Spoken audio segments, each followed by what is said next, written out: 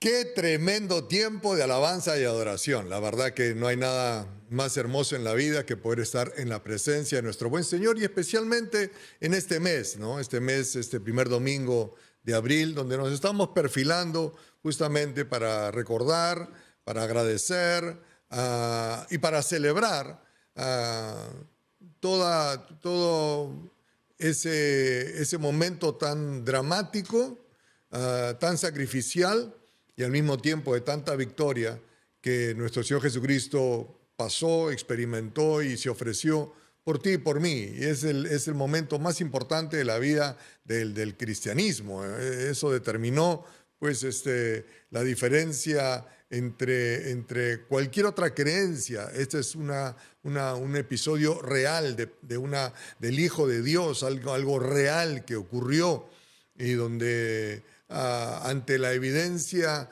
de tantos testigos es imposible negarlo. Y por eso que lo que queríamos a lo largo de todo este mes es recordar realmente la razón por la cual vino nuestro Señor Jesucristo. Él mismo dijo, vine para dar mi vida, ¿no? Recordarán ustedes que en Mateo 20:28, Él declararía, yo el Hijo del Hombre lo hago así. No vine a este mundo para que me sirvan, sino para servir a los demás.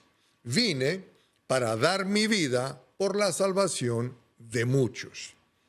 Y en la Nueva Traducción Viviente dice, pues ni aún el Hijo del Hombre vino para que le sirvan, sino para servir a otros y para dar su vida en rescate por muchos, ¿no? Y entonces, a veces nos hemos centrado únicamente en la resurrección, ¿no? Y no queremos meditar en que antes de la resurrección hubo un sacrificio brutal, salvaje, que tenía una sola razón de ser, el amor por ti y el amor por mí. Y a veces no queremos pensar, ay no, pero el sufrimiento, no quiero ver las imágenes, no, ni siquiera quiero recordar o pensar lo que sufrió mi Señor. No, al contrario, debemos tenerlo presente, porque al tenerlo presente lo vamos a valorar aún más.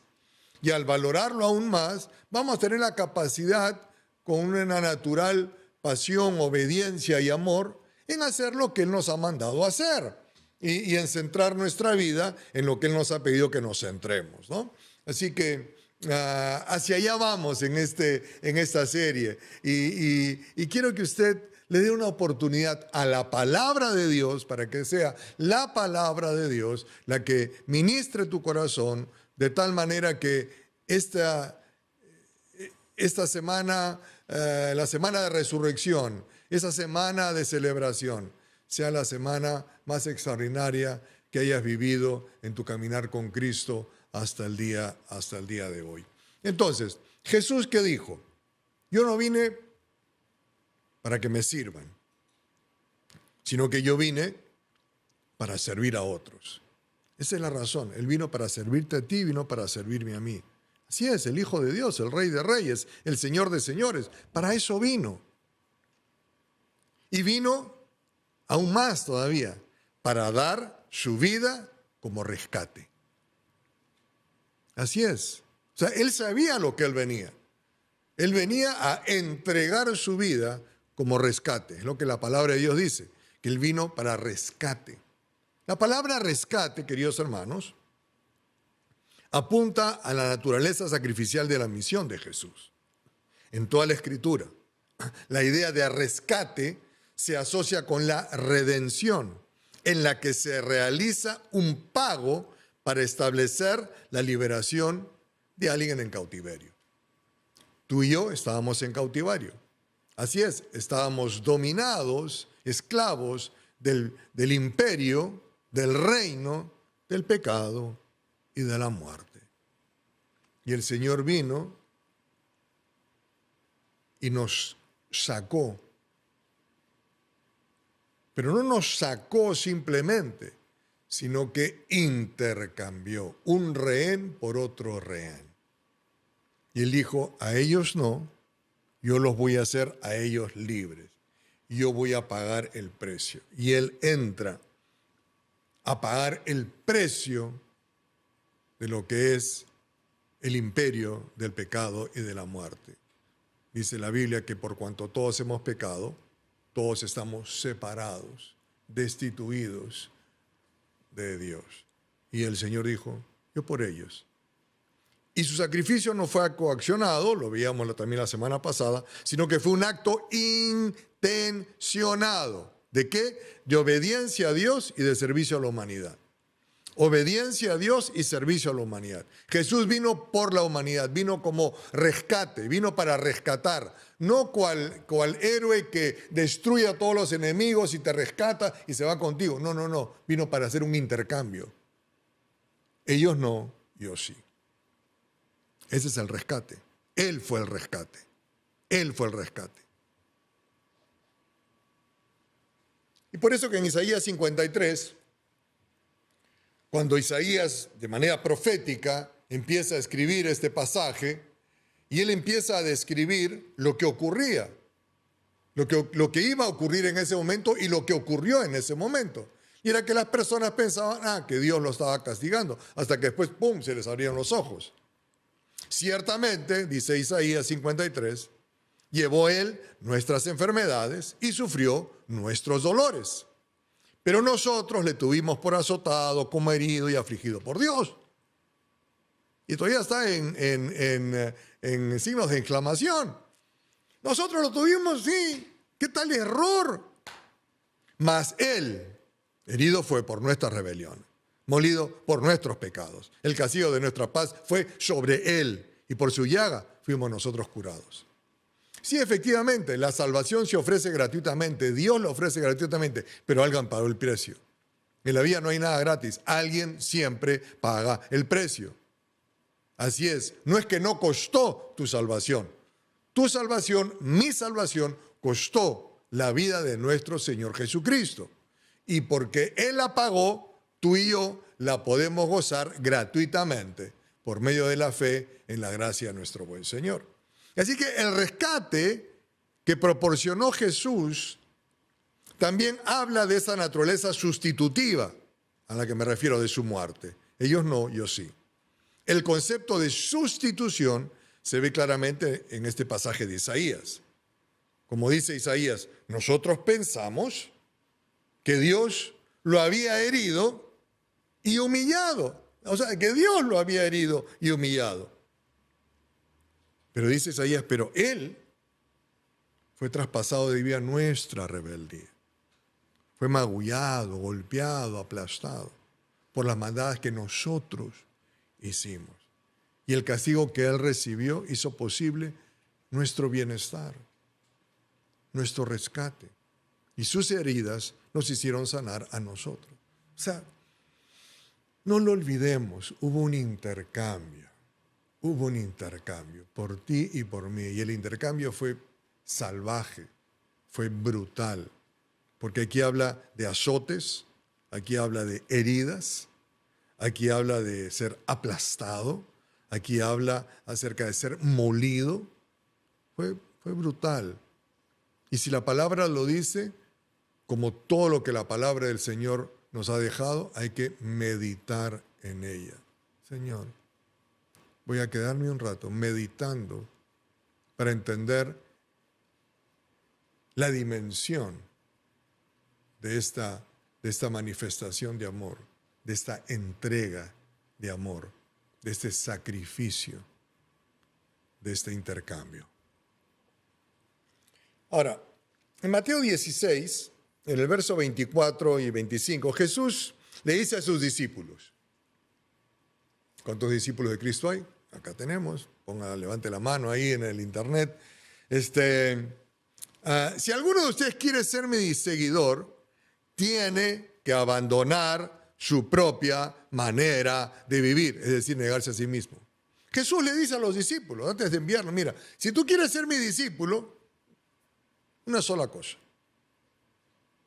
Tienes que abandonar tu propia manera de vivir. Y luego dice, tomar su cruz y seguirme. si tratas de aferrarte a la vida, la vas a perder. Pero si entregas tu vida por mi causa, la vas a salvar. Entonces Jesús ya nos pone la ruta que usted y yo como discípulos que hemos entendido la entrega del Señor, nos pone la ruta que es lo que debemos de hacer. Cuando Él está hablando de este pasaje, recién va a enviar a sus discípulos. Y le está diciendo, mira, la cosa va a ser fuerte. Pero si tratas de aferrarte a la vida, la vas a perder. Pero si entregas tu vida por mi causa, la salvarás. La abnegación, que es un concepto muy importante, que Jesucristo lo puso como ejemplo y que nosotros tenemos que vivirlo. La abnegación para el cristiano significa renunciar a uno mismo como centro de la existencia. Y es reconocer a Jesucristo como su nuevo y verdadero centro. Así como dice la alabanza, el centro de mi vida eres tú. ¿Realmente? El centro de mi vida eres tú. Bueno, cuando estás dispuesto a sacrificar tu tiempo, tu energía, tus derechos, tu posición, tu reputación, tus privilegios, tus comodidades e incluso tu propia vida, por amor a Cristo, ejemplificas lo que significa la abnegación, es decir, el negarte a ti mismo. ¿Estás dispuesto? Jesús lo hizo por ti. ¿Tú estás dispuesto a hacerlo por Él? Claro, es fácil decir sí, pero hay que calcular el costo, hay que calcular el precio. Y para eso tenemos que entender cuál fue el costo y cuál fue el precio que Jesús entendió. Tenemos que poder estar meditando en ello. Entonces, por ejemplo, Ruth. Cuando Ruth decide seguir a Noemí, ella practicó la abnegación en beneficio de la suegra. Es decir, voy a negarme a mí mismo. Voy a dejar de centrar mi vida en mí y ahora voy a centrar mi vida en mi suegra, en Noemí. Y vivir para el bienestar de ella. Y es lo que hizo. Y entonces Ruth decide dejar a su pueblo, decide dejar sus creencias y decide irse con Noemí. Al punto que su declaración fue poderosa: a partir de ahora tu pueblo va a ser mi pueblo y tu Dios va a ser mi Dios. Una abnegación, una renuncia. ¿Usted alguna vez lo ha hecho por Jesús?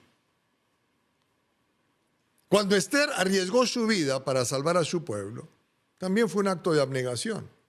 Y demostró esa abnegación, negarme a mí mismo, no importa el costo. No importa si tengo que perder mi reputación, mi posición, mis derechos, mi energía, mis comodidades, mis riquezas o incluso mi propia vida, por amor a Cristo y por amor al prójimo. Y en este caso de Esther fue por amor a Dios y por amor a su pueblo. Abnegación. Y Jesús le decía, no te aferres a este mundo. Vive para la causa de aquel que te dejó el ejemplo. Negarse a sí mismo para vivir para Dios y para otros.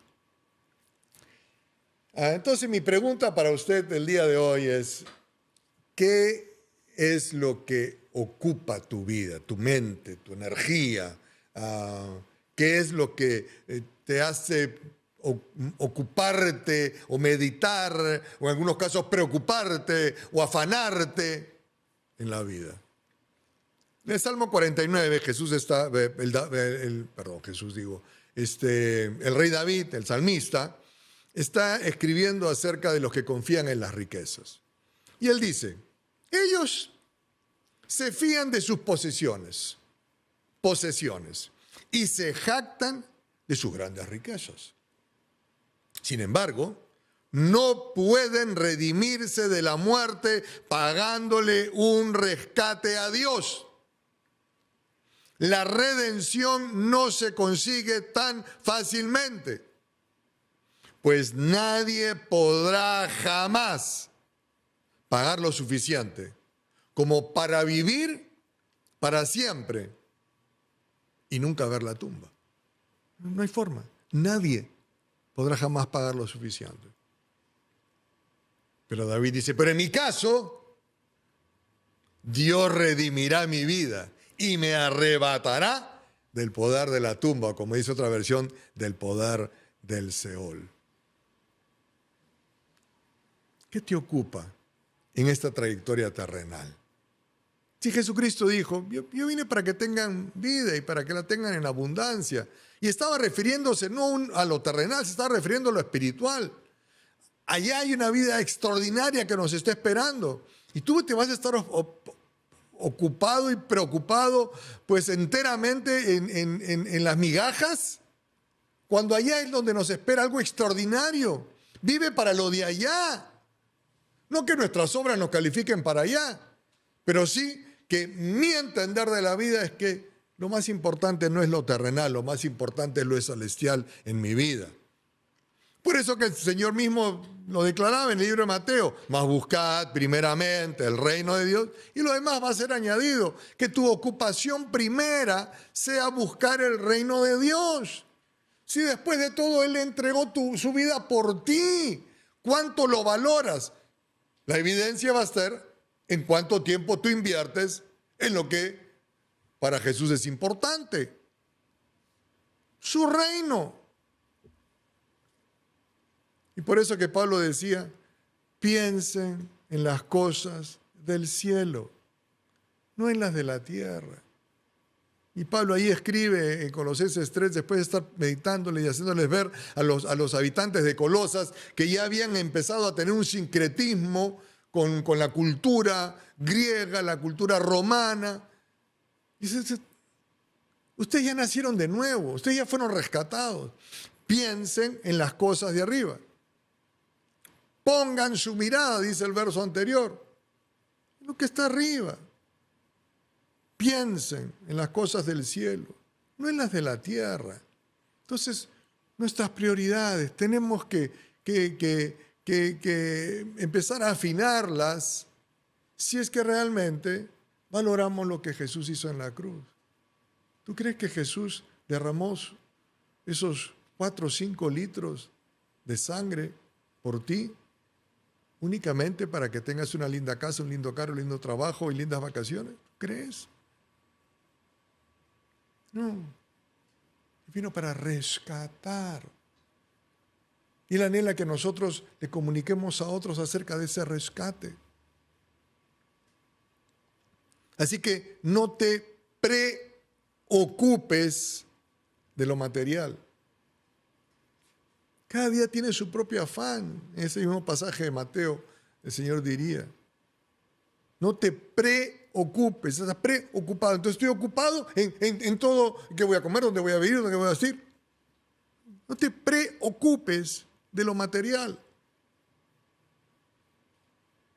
Ocúpate más bien en conocer y obedecer lo espiritual. Ahí debe de ser la mayor cantidad de inversión de nuestro tiempo. Y no te estoy hablando de una cosa utópica, te estoy hablando de una realidad. Cuando te levantas, ¿cuáles son tus primeros pensamientos? Tus conversaciones que tienes a lo largo del día, ¿cuántas de esas conversaciones es con tu Señor? Y cuando conversas con tu Señor, ¿de qué trata la conversación? Para mí.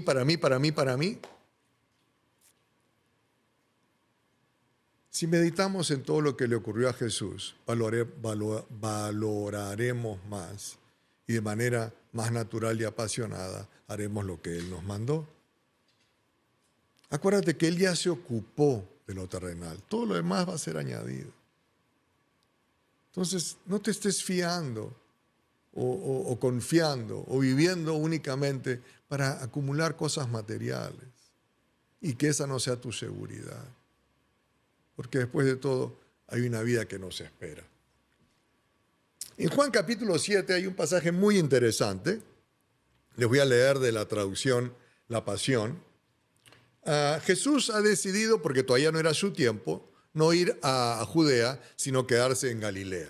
Judea, la zona de Judea donde estaba Jerusalén, era el lugar más desarrollado, social, cultural, económicamente, donde la mayor cantidad de población había. En Galilea era zona de pescadores, eran poblados más pequeños.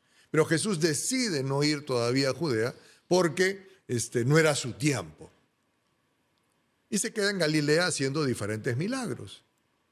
Y dice en Juan 7, el verso 3 y la primera parte del verso 4, los hermanos de Jesús se acercaron a aconsejarle: ¿por qué no dejas las aldeas del campo y te vas a Judea, donde está la gente, para que tus seguidores vean tus milagros? Nadie puede ver lo que estás haciendo aquí en los campos de Galilea. ¿Cómo esperas tener éxito y ser famoso si haces todas estas cosas en secreto? Queridos hermanos, la familiaridad, es decir, el acostumbrarse a, te nubla el discernimiento. Es lo que le pasó a los hermanos de Jesús. Ya estaban acostumbrados a verlo a Jesús. Y esa familiaridad les nubló. Y te nubla el discernimiento, te traslada a lo terrenal y no te permite reconocer ni valorar lo espiritual. Así es. Y entonces cuando nos familiarizamos de eso, sí, Jesús murió en la cruz y resucitó al tercer día. Cuando nos familiarizamos demasiado, sí, pues Jueves Santo, Viernes Santo y Domingo de Resurrección. Sí, pues, mira, Semana Santa, ya me acostumbré, ya me voy de vacaciones, me voy de paseo. Y nada de malo con pasear o vacacionar, por favor. A lo que yo estoy hablando acerca de esa familiaridad que lo veas. Sí, bueno, sí, la cruz, sí. Sí, Jesús murió por mí. Sí, porque de tal manera amó Dios al mundo y entregó su vida. Y me familiarizo y empiezo a perder la mirada de lo espiritual y me voy a lo terrenal. Lo que le pasaba a los hermanos de Jesús. Ni la vieron, eran tan familiarizados. Oye, Jesús, anda a la ciudad grande. Porque ¿cómo esperas tener éxito y ser famoso? ¡Qué horror! ¡Qué horror! ¿O tú esperas eso de la vida? Para eso solamente estás viviendo, para tener éxito y ser famoso. Bueno, de repente no famoso, pero sí exitoso. Bueno, de repente no tener éxito, pero sí ser famoso. ¿Para eso? ¿Ya te familiarizaste demasiado con el Evangelio? ¿Que ya perdiste la mirada de para qué es esto? Jesús no vino para ser exitoso, según los términos de este mundo, ni para ser famoso, para engrosar su ego.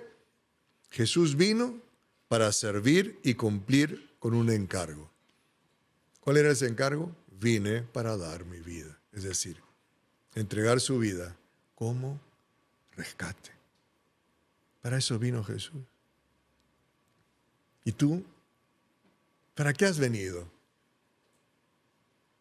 ¿Para qué volviste a nacer? ¿Para qué tuviste la oportunidad de conocer al Redentor? Para luego acostumbrarte, familiarizarte, y regresar a lo terrenal y vivir como los gentiles, como los que no tienen a Dios.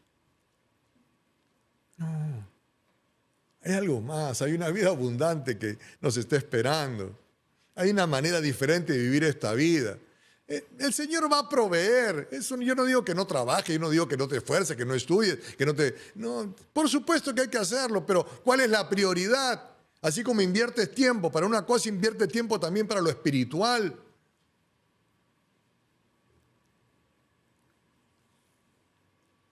Y en Juan 18, un hombre terrenal, con autoridad, tiene este diálogo con Jesús. Verso 37. Entonces Pilato respondió: así que tú eres rey, porque esa era la acusación, que lo estaban proclamando como rey. Así que tú eres rey. Tienes razón, dijo Jesús. Nací rey. Y he venido a este mundo para demostrar qué es la verdad. Otra versión dice para demostrar quién es realmente la verdad. Y todos los que aman la verdad recibirán mis palabras. Yo nací rey. El que nació rey, el rey de reyes y señor de señores. A Jesús la gente no tenía que hacerlo rey. Él nació rey. Así es, Jesús no vino para ser exitoso, para ser famoso. Y el rey vino para decirme a mí la verdad. ¿Cuál es la verdad? Que Él murió por mí, que Él entregó su vida por mí y que Él espera que nosotros hagamos lo mismo. Y en medio de todas esas conversaciones que tenía Pilatos y que trató incluso de rescatarlo, y la gente nada, no lo miraban únicamente desde lo terrenal. Entonces Pilatos, dice en Juan 19, ordenó que lo golpearan brutalmente a Jesús, con un látigo de correas de cuero, con incrustaciones de metal. Y los soldados también pusieron una túnica púrpura sobre sus hombros. Entonces, uno por uno pasaron delante de él para burlarse, diciendo, ¡salve, rey de los judíos! Y uno tras otro lo golpearon repentinamente en la cara. Fue brutal el sacrificio de nuestro Señor, por ti y por mí. Y el propósito de esta serie es que podamos entender, valorar, aquilatar todo eso. Y para eso tenemos que ser expuestos a la palabra. Pero quiero terminar con estas palabras de nuestro Señor. Juan 15, versos 2 y 13 de Traducción La Pasión. Este es, pues, mi mandamiento. Ámense profundamente unos a otros, tanto como yo los he amado a ustedes. Porque el amor más grande de todos es un amor que lo sacrifica todo. Y este gran amor se demuestra cuando una persona sacrifica su vida por sus amigos. Y el verso 14, y ustedes demuestran que son mis amigos íntimos cuando obedecen todo lo que yo les mando. Seamos amigos íntimos de aquel que vino para dar su vida por mí y por ti. Que Dios les bendiga. Espectacular. Gracias por conectarte. Espero que la prédica y nuestro servicio haya sido de gran bendición para tu vida y la vida de toda tu familia. Queremos animarte. Si tienes alguna petición de oración, contáctanos a través de las redes sociales, que estaremos prestos con todo un equipo de intercesión de lunes a sábado, orando e intercediendo por tus peticiones. Asimismo, también queremos animarte que te suscribas al canal de YouTube de la Casa del Padre, donde te estaremos presentando los diferentes programas y las diferentes transmisiones que tenemos aquí en casa. Así que, una vez más, que Dios te bendiga y nos vemos hasta la próxima.